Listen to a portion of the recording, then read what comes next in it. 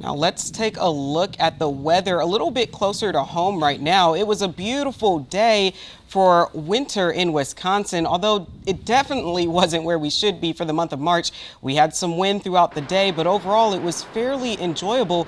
Blaze, tell us a little bit more about that potential severe weather threat that we could face tomorrow.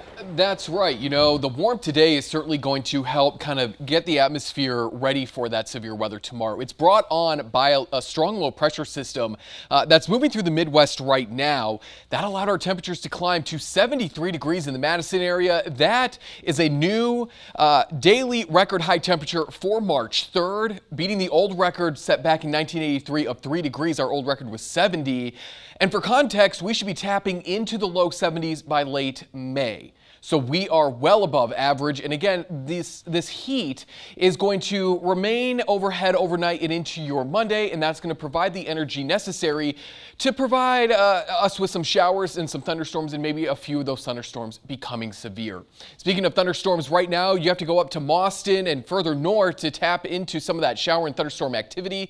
Again, all part of that same low pressure system that is eventually going to bring us our chance for not only showers and thunderstorms, but potentially some severe weather as well here across southern Wisconsin. And you can see all this pink here, red flag warnings from parts of the Dakotas all the way south into the Texas Panhandle. This low is going to book its way north and eastward, pulling with it the heat, which means we cool down as we head into the second half of next week. But take a look at that temperature gradient, or that change in temperature from International Falls to Minneapolis, 37 to 71 degrees, almost nearing 80 in Des Moines. 73 was our high temperature in Madison.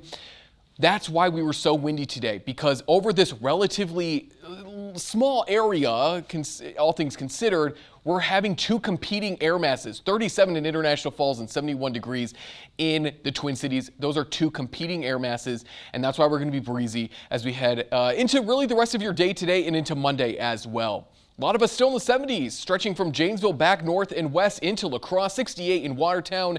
Same with those of us in Burlington, 69 in Stevens Point.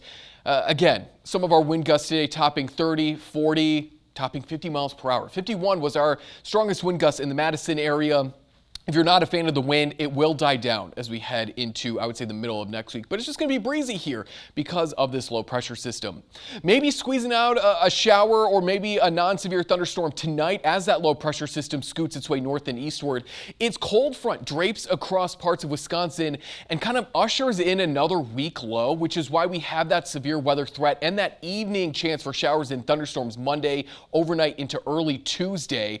A closer look at home shows that we're going to stay mostly cloudy, but morning activity could help some of us farther north and west, maybe close the door, I should say, on our severe weather chance. You really want clear skies and not morning activity to get that best chance for severe weather. So farther north and west, I think we're going to miss out tomorrow. It's more south and eastward that we maybe see that better chance for showers and thunderstorms as winds are out of the south and east, farther south and east, but they're out of the northwest by about 4:30 in La Crosse, Camp Douglas, Viroqua. So you have just that little bit of rotation closer to Milwaukee that maybe out ahead of that cold front. Any stray, discrete thunderstorm could potentially become severe. All modes of severe weather are going to be possible, though we do have a marginal risk that does include an isolated tornado threat as well. So anybody here in the dark green, you are underneath that marginal risk, and then anybody now in the green, you're underneath that, while low, isolated tornado threat. So we're going to be watching storms out ahead of that line, that cold front, between the hours of 5 and 10 o'clock tomorrow. Again, strong winds, large hail, and possibly that tornado threat will all be possible. There is a look at your 7-day forecast. We're going to go from the 60s on Monday to the 50s there on Tuesday, and then even further, Jarrell and folks at home, into the 40s with a rain-snow mix as we wrap up next week.